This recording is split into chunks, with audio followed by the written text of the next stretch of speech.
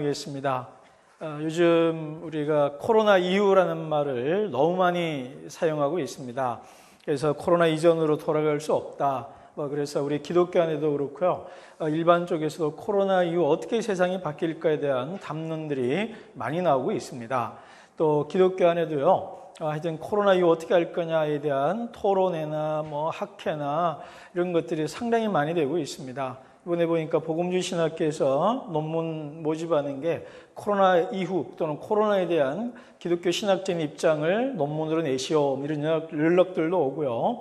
기독교 신문 보면 그런 세미나나 이런 강의 같은 것들이 아주 전국적으로 또 전 세계적으로 활발하게 이루어지고 있습니다. 저도 이번 코스타에 제가 요청받은 그 강의 제목이 컨택트 시대의 예배가 뭐냐, 어떻게 해야 되느냐 하는 거였습니다. 그래서 오늘 그 내용과 약간 중복되지만 그래도 오늘 본문에 좀 집중하면서 예배가 뭐냐, 초대교회 예배가 뭐냐라는 얘기를 제가 여러분에게 하려고 하고요. 그래서 오늘은 또 한 가지는 본문에 집중하기보다는 좀 초대교회 예배에 대한 전체적인 그림을 그리는 쪽으로 또 제가 강의식 설교를 하도록 하겠습니다.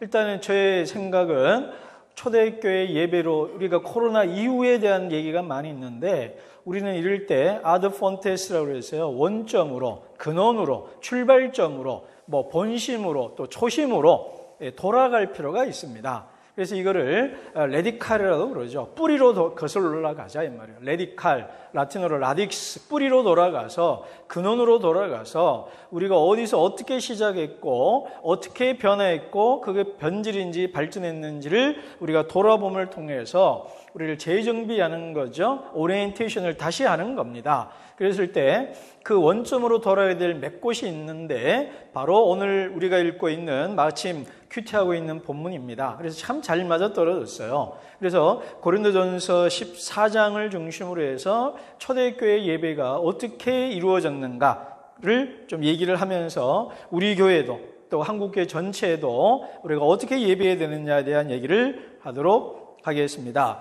그런 맥락에서 저는 또 마태복음을 중요하게 여기는데요. 마태복음에 보면 나는 예배를 원하지 아니하고 긍휼을 원한다.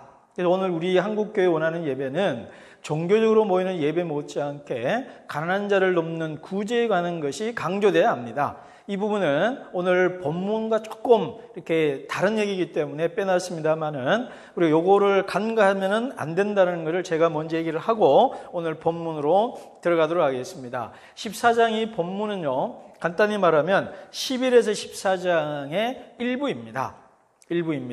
그래서 11장 초반부에 보면 여성들의 복장이라는 얘기가 나오고 11장 후반부는 만찬에 대한 얘기가 나옵니다. 그 다음에 12장은 은사 얘기, 13장은 사랑 얘기, 14장은 방언과 예언에 관한 얘기가 일관되게 되는 것입니다. 그래서 이게 이제 한 단락이다 봐야 됩니다. 한 묶음이에요. 그러면 이 묶음에서 우리가 중요하게 여겨야 될 게 뭐냐면 크게 세 가지라고 해도 되고 두 가지라고 해도 됩니다. 두 가지로 말한다면은 밥 만찬이 중요하고요. 그 다음 예배고요. 또 예배라고 해도 되고 이걸 또 하나 따로 나눈다면 은사활용 이렇게 나눌 수 있습니다. 그러니까 모두가 와서 밥을 먹고 자기 은사를 따라서 교회를 섬기고 예배드렸다. 요게 14장에서 그러니까 12, 13, 14장에 나오는 예배를 이렇게 정리할 수가 있습니다. 그래서 밥을 먹고 각자의 은사를 따라서 섬기면서 함께 토론하는 예배를 드렸다. 이게 오늘 14장에 나오는 예배를 정리하면 이렇게 됩니다. 근데 여기서 또 중요한 게 뭐냐면 하우스, 가정에서 드려졌다는 겁니다. 그래서 초대교회의 모임 장소가 가정이었다는 것은 부정할 수 없는 사실입니다. 근데 이게 가정이라는 게 오늘날 같이 핵가족화되어 있고 아파트 문화를 형상하기 쉬운데 고대에서 이때 작은 그 집들은요, 이웃집 소리가 들릴 만큼 이렇게 밀착된 곳이기 때문에 아마 이 부유한 부자들이 후견인 역할을 했기 때문에 그 집에서 대가족이 모이는 집에서 오픈을 해서 예배드렸을 거다. 물론 항상 집은 아니고요. 카타콤도 있고 공장 같은 데도 있고 그렇습니다. 그래서 일단은 오늘 고린도 교회를 보면 하우스였습니다. 그래서 이 하우스에서 드렸다는 것이 오늘 우리에게 주는 게 많아요. 그래서 뒤에 보면 이 예배의 변화가 오는데 하우스에서 캐드랄, 그러니까 이 건물로 지어서 드리는 예배가 되면서부터 공간이 바뀌면서 초대교회 예배가 변화가 오기 시작합니다. 그래서 일단 이게 중요하고요. 그 다음에 제가 짧게 얘기하면 우리 성도들보다는 목회자들에게 항상 하는 얘기가 있습니다. 우리 오늘날 한국교회는 원튼 원치 않든 초대교회로 돌아가라는 상황이 강제되고 있다, 그런 얘기를 해요. 그 말은 뭐냐면 예배당을 얻고 보증금, 월세 내고 사택을 얻고 사택 얻는 것에 따른 보증금과 월세 내면 한 목회자 가정만 해도요, 그 월세와 생활비와 보증금, 대출금을 다 합하면 기본적으로 한 달 하다못해 200에서 300, 400 들어가거든요. 그런데 우리가 해봐서 알잖아요. 집에서 예배드리면 돈이 남잖아요. 우리가 해봐서 알잖아요. 그죠? 그렇기 때문에 초대교회적 상황이 강제되고 있다. 그게 두 가지예요. 첫째는 하우스, 집에서 예배드려라. 또 하나, 두 번째는 자비랑 또는 이중직. 목회자가 이중직을 하고 해야 된다. 이게 초대교회적 상황이 강제되는 거예요. 그러지 않으면 작은 교회들이 생존 자체가 불가능한 상황이다. 그래서 이것이 우리가 선택이 아니고 옵션이 아니고 필수다라는 거예요. 그런 의미에서 다시 한번 이걸 제가 마지막에 강조하려던 것을 지금 앞당겨서 얘기를 했습니다. 자, 일단은요, 제가 우리 교회 사실은 제가 우리 교회 하고 있는 걸 얘기하는 거예요. 근데 제가 이거를 책을 읽고 한 게 아니라 하다 보니까 하게 된 건데, 찾아보니까 논문들 찾아보고 초대교회 문헌을 뒤져보려고 고대 사도들이 썼던 책들을 찾아보니까 이렇게 했더라고요. 그러니까 집에서 예배드리면서 우리가 해봤던 그것들이 원래 이렇게 했던 거였어요. 제가 공부해서 한 게 아니라 하다 보니 알게 된 건데, 그것들을 중심으로 정리를 하고요. 여기 빠진 것이 뭐가 있냐면 찬양이 있었고 기도가 있었다, 이런 것이 있습니다. 근데 그런 것들은 제가 좀 뺐습니다. 자, 그래서 제가 강조하고 싶은 게 뭐냐면 낭독, 밥 먹는 거, 토론, 그리고 또 하나 말하면 집. 요 네 가지입니다. 그래서 첫 번째, 오늘 본문에 나오지 않지만 초대교회에서 예배가 아주 중요했던 게 뭐냐면 낭독이었습니다. 그래서 제가 낭독의 재발견이라고 했는데요. 일단은 왜 그러냐면 요거는 제가 모든 사람을 위한 성경 묵상법에 다 써놓은 겁니다. 첫 번째는 성경이라는 이 책은 원래 낭독용으로 쓰여진 거예요. 그러니까 눈으로 읽도록 쓰여진 것이 아니라 누군가가 구술로, 오럴로 읽도록 되어 있고 귀로 듣도록 기록이 되어 있어요. 그래서 원래 쓰던 사람이 그냥 앉아서 혼자 쓰는 게 아니라 말로 해요. 그러면 필경사들이 받아 적습니다. 그래서 이 말로 리듬이 있게 써졌어요. 그래서 귀에 잘 들리도록. 그렇기 때문에 일단은 성경 자체의 기록이 낭독으로 되어 있다라는 것이고요. 또 하나는 그다음 회당. 요거는 다시 얘기 안 하겠습니다. 성전에서 회당이 됐고 예수님 당시에 회당이었죠. 그래서 회당 예배에서, 그러니까 성전 예배가 있었고요, 회당 예배가 있습니다. 근데 회당 예배에서 중요한 거는 성전은 제사 중심이라면 성전은 제사 중심, 장음하고 웅장하고 막 소위 말하는 엄청난 코러스가 있고 레위인들의 코러스가 있고요. 막 그 제사장들과 대제사장의 화려한 복장이 있고요. 그러니까 퍼포먼스가 있고 세레모니가 있단 말이에요. 그렇지만 회당은 몇십 명 안 모이는 작은 공동체고 거기에서 그런 예배를 드릴 수 없을 뿐만 아니라 동물을 희생하는 희생제사는 모세 오경에 하면 only 성전에서만 하게 돼 있어요. 성전에서만. 그렇기 때문에 아무리 다른 데서 회당이 크더라도 동물을 희생하는 제사는 드릴 수 없어요, 원천적으로. 그런 한계가 있고, 그리고 이방인에게 가서 그렇게 할 수 없는 상황도 있어서 회당 시너고그가 생겼고, 여기서 중요한 예배가 뭐냐면, 특히 뭐가 중요했냐면 낭독이었습니다. 우리 여러분 누가복음 4장에 보면 예수님이 회당에 들어가죠. 나사렛 회당에. 그랬더니 회당장이 나와서 예수님을 보고 성경을 읽어달라고 그래요. 그게 해당장에 권한이 있습니다. 그러니까 우리로 말하면 제가 해당장이라면, 자, 오늘 우리 반집사님 오늘 성경을 좀 읽어주시고 읽은 것을 가지고 오늘 한번 설교랄까 설명을 좀 설명을 해주십시오. 이렇게 부탁을 하는 거예요. 뭐 이대일 형제나 영일 형제 보고 이렇게 맡길 수 있는 거예요. 그런데 그날 유명한 예수님이 오셨으니까 예수님더러 읽어달라고 그래요. 그랬더니 이사야 61장이었고 이것이 오늘 너희에게 응하였다. 그러니까 막 난리가 난 거죠. 그러니까 예수님이 낭독을 하죠. 낭독 다음에 뭐를 전 설명이라 할게요. 설교라기보다는 그러니까 강론, 낭독을 한 다음에 강론을 내요. 자, 요 말씀이 이런 뜻이고 여기 오늘 이렇게 됐다 이렇게 설명을 하는 글을 합니다. 그게 바로 회당 예배고 예수님 당시 이렇게 했고요. 그다음 바울도 보면은 데살로니가전서 5장 27절에도 보면 이렇게 되어 있어요. 바울이 뭐라 하냐면 내가 이를 때까지 읽는 것과 권하는 것과 가르치는 것에 전념하라. 이거 디모데전서네요. 거기서 읽는 것이라고 되어 있잖아요. 바울이 디모데 보고 그렇게 하면 내가 너한테 갈 때까지 읽는 것에 전념하라고 그래요. 그리고 권면하라. 읽는 것, 권면하고 가르치라 이 말이에요. 근데 읽는 것이 영어 성경으로 보면 뭐라고 되어 있냐면요.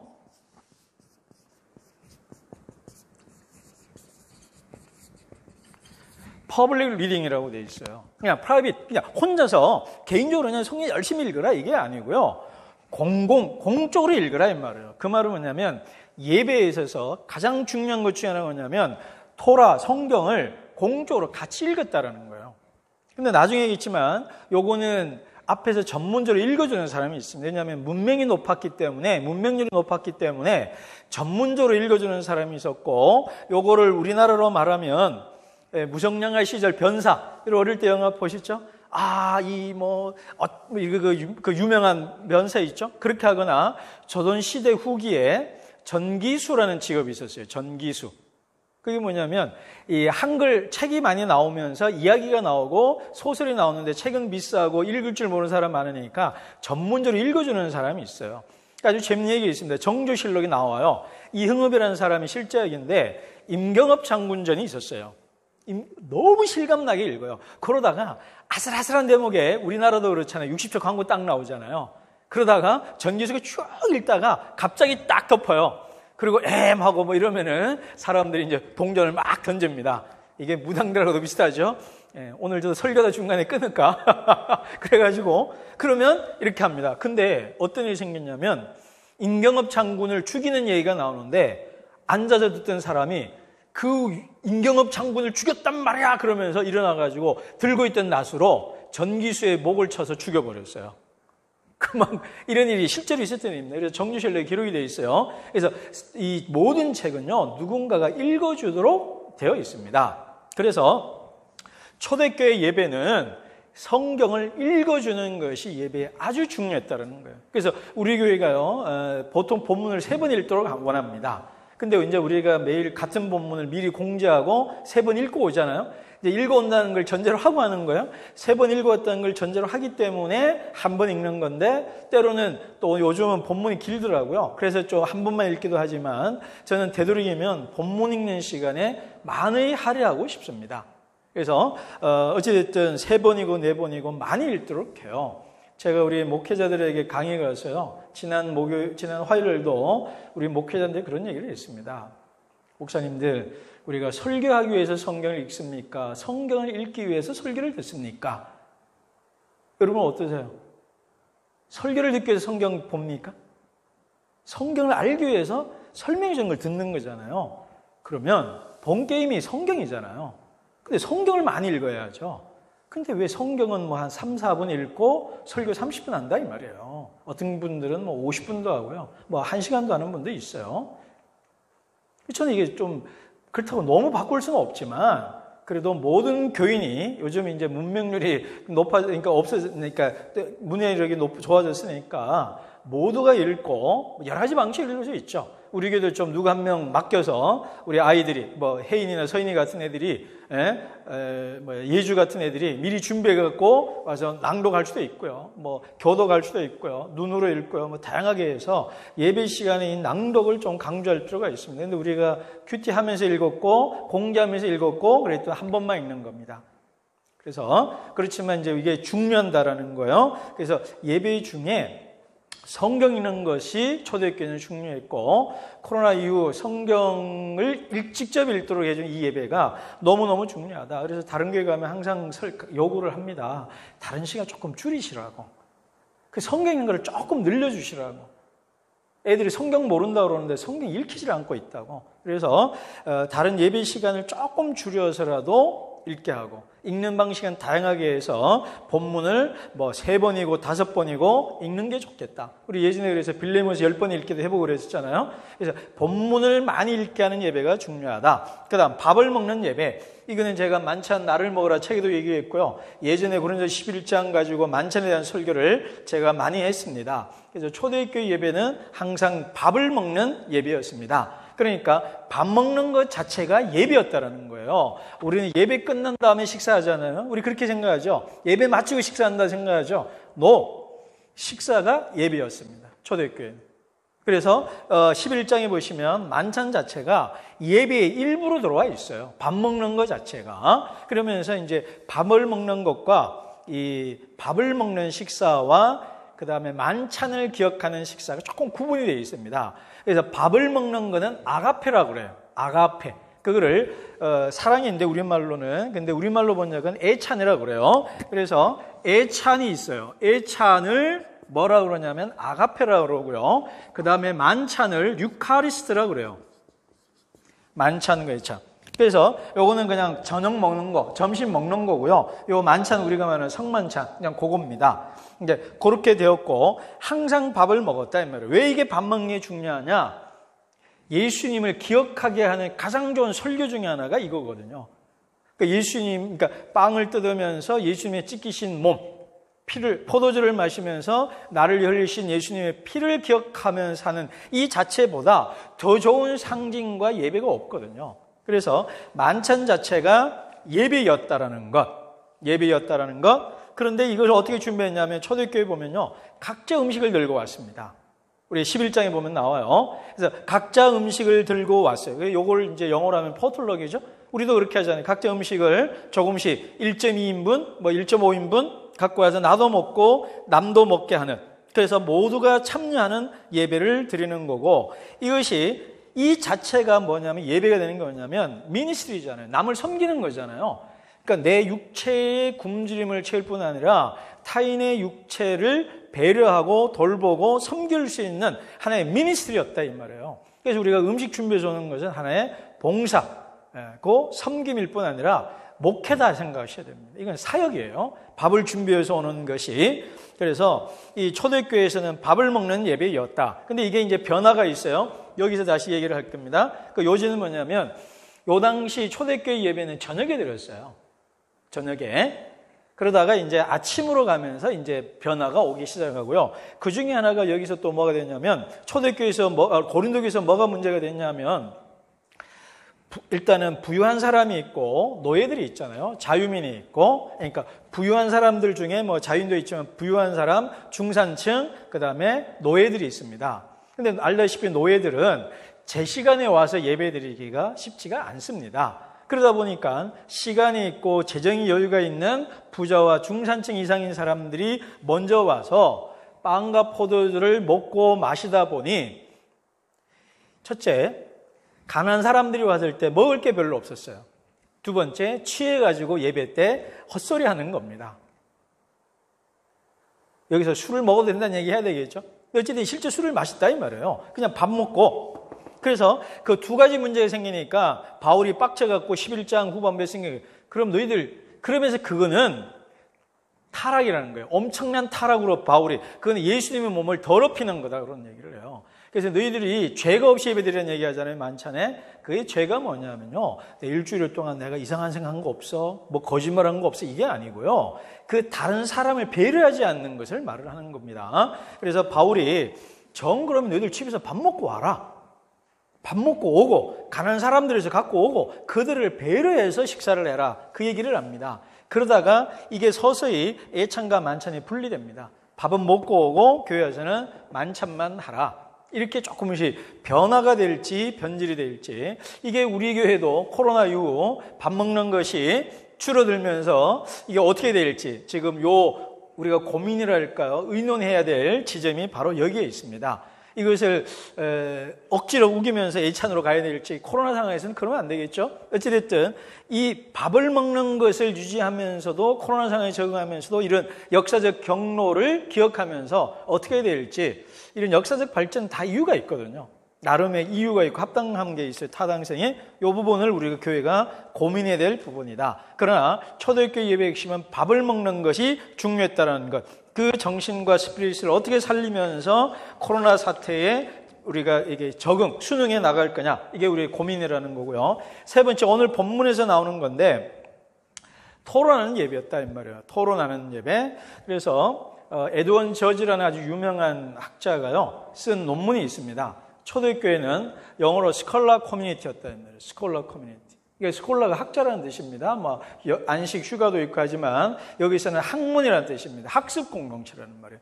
초대교회는 학습 공동체였다라는 거예요. 그래서 당시 이것이 여러 가지로 있는데요. 하나는 가져온 거고 하나는 변학시킨 건데 당시 일반 종교는 다시 말하자면 제의 종교였다 이거예요. 제의 종교였는데 기독교는 텍스트 공동체라는 거예요. 그래서 학자들에 의하면 체질적으로 텍스트를 중시하는 종교였다. 레리 허타도의 말이 그래요. 그래서 초대교회가 기독교가 로마 제국 내에서의 다른 종교와 구별되는 유니크한 차이점이 뭐냐면 다른 종교는 제의 중심이었는데 기독교는 경전 중심이었고 텍스트 중심이었다라는 거예요. 이게 결정적 차이입니다. 그리고 이런 것이 우리 한국교회랑 맞는 거예요. 한국인들이랑 유교적인 오래된 문화와 맞아떨어지는 겁니다. 그런데 또 하나가 뭐냐면 이거는 이제 차이점이고요. 또 하나가 뭐냐면 스콜라, 당시 학자들의 그 문화들을 받아들이는 거예요. 그래서 알렌 크라이드에 하면 이때 심포지움을 했다 이 말이에요. 그래서 밥을 먹고 그 다음에 토론도 하고 이게 만찬을 즐기면서 토론하고 발제하고 했던 문화를 바울이 그대로 갖고 왔고 이거는 반드시 그 로마 문화만 온 건 아니에요. 요 문화에서도 온 겁니다. 요 문화와 우리 여러분 하브라타 아시잖아요. 그 하브라타랑 이 스콜라 이런 게 문화가 자연스럽기 때문에 그리고 낭독 자체는요 고대 사회에서는 낭독이 일반이었어요. 그래서 요즘 시낭독회 하듯이요. 그때는 이 유명인들이 모여서요 이렇게 고전을 낭독하고 시를 낭독하는 게 일반 문화였습니다. 그래서 당시 문화를 받아들인 거예요. 그냥 문화로 갑시다. 당시 문화를 수용한 거. 이건 수용한 거고 이거는 대척점인 거고. 그래서 오늘 우리가 이제 좀 본문으로 돌아오면은 오늘 본문에 보시면 이러죠. 누가 예언을 하면 한 사람이 끝나면 하고 그 한 사람이 하다가 누군가 좋은 예언을 할 것이 있으면 이 사람은 잠잠하고 그래서 한 사람 한 사람씩 해라 뭐 이렇게 되어 있다 이 말이에요. 그리고 우리가 이 앞에 보면 복장 문제가 나오고요. 그 다음에 요 33절 A 다음부터가 뭐가 나오냐면 여자들은 잠잠하라 얘기가 나옵니다. 그러니까 이 말은 뭐냐면요. 시끄러웠다는 거예요. 예배가. 여러 사람이 말을 할 수 있었다는 거예요. 여러 사람이. 그래서 알렌 크라이드가 뭐라냐면 멀티 보이스드 월십이었다 이 말이에요. 여러 사람이 말을 하는 동시적으로 말을 하는 예배였는데 그러니까 하도 산만하고 시끄러우니까 무질서가 이루어지니까 말할 때라도 한 사람씩 말을 해라. 그건 맞잖아요. 서로 떠들면 그거는 뭐 이게 예배가 아니겠죠. 그래서 이방인들이 보기에도 이게 어수선할 거다. 그러니까 이방인들을 위해서 그렇고 한 사람 한 사람씩 말을 해라. 지금 그렇게 되어 있다 이 말이에요. 근데 오늘날 이것이 한 사람만 말하는 문화가 되어 있죠. 한 사람만 목소리를 말하는. 그래서 우리 교회가 지금 우리 좀 끝나고 고민을 좀 논의를 해야 되는데 어떻게 하면 멀티보이스도 원래 우리가 나눔을 하고 가르쳤잖아요. 그러니까 낭독을 한 다음에 나눔을 하고 제가 설명을 했잖아요. 근데 지금 이게 지금 우리가 약화되어 있는 상황입니다. 이걸 어떻게 하면 회복할 수 있을까? 오늘 좀 의논을 해야 될 하나의 중요한 사안입니다. 그러니까 우리가 이걸 다 해왔던 것들이에요. 근데 이걸 해왔던 것들을 제가 찾아보니까 초대교회 원래 이렇게 했더라고요. 그래서 여기서 중요한 게 뭐냐면 여성들도 참여했다라는 거예요. 그래서 앞에 보면 11장에 보시면 여자들이 기도하고 예언을 할 때 머리를 쓰라 이런 얘기가 나오는 거예요. 그러니까 머리에 쓰라보다 우리 그게 너무 가는데 더 중요한 건 뭐냐면 여성들도 기도와 예언을 했다 이 말이에요. 그러니까 설교도 했다 이 말이에요. 누구나. 예를 들면 장로님만 대표 기도하는 것이 아니라 그거는 남성이든 여성이든 누구나 동등하고 평등하게 헌신된 사람이라면 다 할 수 있었다라는 겁니다. 오늘 우리 교회도 이런 걸 해야 되고요. 역사적으로 보면 찌빙글리가 이렇게 했어요. 이거는 모든 사람이 성경 묵상 앞에 얘기해놨는데요. 프로페짜이라는 말입니다. 프로페짜이가 오늘 나오는 예언이 그겁니다. 라틴어로. 그래서 실제로 찌빙글리가 고린도서 요 14장을 읽고 했어요. 그걸 어떻게 했냐? 한 사람이 이제 어떻게 하냐면 아침 7시에 그 사제들이 모여서 찌빙글리, 쥐리라는 도시죠. 쥐리에 있는 사제들이 모여서 예를 들면 이제 방에서 같이 공부합니다. 그럼 한 명이 라틴어로 낭독을 해요. 그럼 또 한 명이 헬러를 읽습니다. 또 구약이면 히브리어를 읽고. 그런 다음에 그걸 읽고 난 다음에 각자 생각한 걸 얘기를 하는 거예요. 아, 이번 뭐 이런 뜻인 것 같다. 저런 뜻인 것 같다. 이거 아니냐, 저거 아니냐 토론을 해요. 그러면서 이제 쯔빙글리가 인도를 하고 그러다가 중간에 이거를 어떻게 하면 설교할 수 있을까? 이런 얘기를, 왜냐하면 사제들이니까, 사역자들이니까. 근데 우리라면은 이걸 어떻게 우리가 적용할까? 이렇게 얘기를 해야 되겠죠? 그런 얘기를 한 다음에 문을 열면은 청중이 들어오고 그러면 아침 미사, 아침 예배를 드리는 겁니다. 그럼 그 본문을 가지고 설교를 하는 거예요. 그게 이제 프로페이자라고 그러고요. 우리 전 소망교회 목사님이었던 장신대 교수였던 김지철 목사님이 지금 전국적으로 요 프로페이자의 목회자들을 요 프로페이자의 훈련을 시키려고 하고 있고 부산에 와서 한번 제가 모셔서 했었어요. 그런데 이건 우리 이미 또 하던 거고요. 그래서 여기서 시작한 게 쭈리 대학이 그렇게 생겼다고 그래요. 그 프로페이자에 하던 팀들이 교수가 돼서 학생을 받은 게 쭈리 대학이 됐다. 이런 얘기를 하시더라고요. 그리고 이제 아나베프티스트를, 근데 이게 뭔 차이가 있냐면 똑같은데 쯔빙글리는 헬러, 라틴어를 갖고 있다면 아나베프티스트는 뭐냐면 평민들을 생각하는 거예요. 아, 평민들이 문명률도 높은데 뭔 헬러, 라틴어를 읽어요. 그러면 독일어로 하고 뭐 덴마크로 하고 네덜란드어로 하자 이 말이에요. 그래서 평민어로 하고요. 읽고 토론을 했고, 여기서 중요한 게 뭐냐면 중구난방되고 하니까 리더십이 더 중요해집니다. 왜냐하면 너무 벗어나지 않아야 되니까. 그래서 울타리 역할을 하는 거예요. 분열이 생기지 않고 다툼이 생기지 않도록 울타리 역할도 해주고 보호 역할을 해주고 하는, 그래서 가이드 해주는 리더가 중요하고, 두 번째는 공동체가 있기 때문에 한 사람이 one of them, n분의 1만 말하면 이제 자연스럽게 해결되는 거예요. 우리 교회 주복 항상 n분의 1만 말하라. 그게 왜 중요한지 아시겠죠? 자, 이렇게 되어 있습니다. 그래서 모든 초대교회와 역사의 예배가 토론하는 예배였다는 겁니다. 그래서 낭독하고 토론하고 설명하는 것이 예배에서 초대교회 이후로 역사적으로 무지무지 중요했는데, 이것들이 언제 와서 변화가 되냐면 콘스탄틴 이후로 기독교가 공인이 되고요. 기독교가 공인되니까 무지막지하게 몰려왔다고 그래요. 왜냐하면 기독교에 와야 출세할 수 있으니까. 세금 면제받고 뭐 등등등등 혜택이 많았으니까.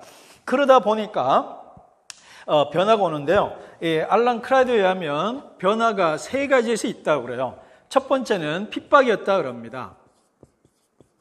핍박을 받으니까 이렇게 모여서 오랫동안 토론하고 반목하는 게 어려워졌다고 그래요. 첫째. 그리고 두 번째는 공간의 변화.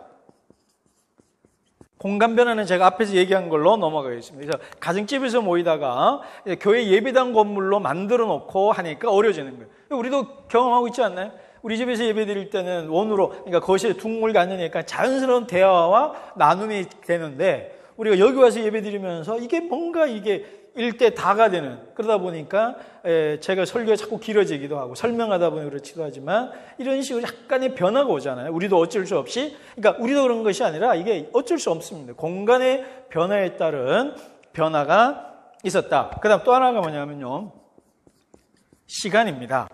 이 두 가지인데요. 저녁에서 아침이 되고, 저녁에서는 우리 알란 크라이드에 가면 2시간에서 2시간 반 예배 드렸대요. 왜냐하면 밥 먹고 치우고 또 성경 읽고 토론하고 뭐 이러다 보면 2시간 반은 기본이겠죠. 뭐. 그런데 이게 오전으로 가다 보니까 어떻게 됩니까? 일하러 가야 될 사람이 있잖아요. 그러니까 시간이 단축될 수밖에 없죠. 그리고 여러 가지 이유로 해서 밥 먹는 것도 만찬으로, 이렇게 주의 만찬으로 짧게 하고, 그렇게 해서 사제 중심의 예배가 된 겁니다. 사제가 원보이스로 예배를 하게 되고, 밥 먹는 것이 줄어들고 낭독이 줄어들고 그런 예배가 되어버린 겁니다. 자, 그래서 여기서 우리가 최종적으로 내릴 거는 네 가지입니다. 그래서 우리가 가정으로 돌아가자. 이제 우리가 다시 돌아갈 수 있을지 모르겠는데, 그런 가정적인 어떤 분위기에서 이 공간의 변화가 중요하잖아요. 그래서 공간의 변화, 우리 공간을 어떻게 하면 좀 더 쌍방향, 쌍방향, 양방향, 다중방향으로 대화 말할 수 있는 공간에 대한 고민을 우리가 해야 되고요. 또 우리 교회 아닌 다른 한국교회 많은 개척교회나 작은 교회들은 상가교회 처분하고 집으로 돌아가는 것이 살 길이다. 살 길이다.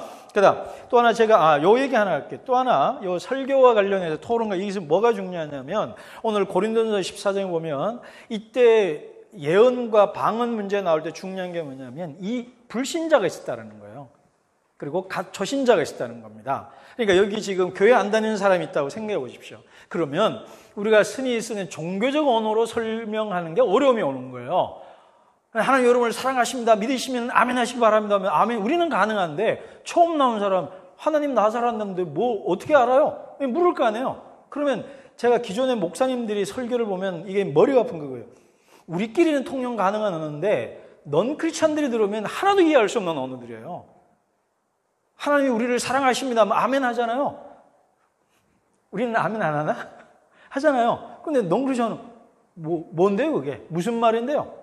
물을 거 아니에요. 그러면 그때부터 어떻게 됩니까? 원보이스가 안 되고 토론이 되는 거죠.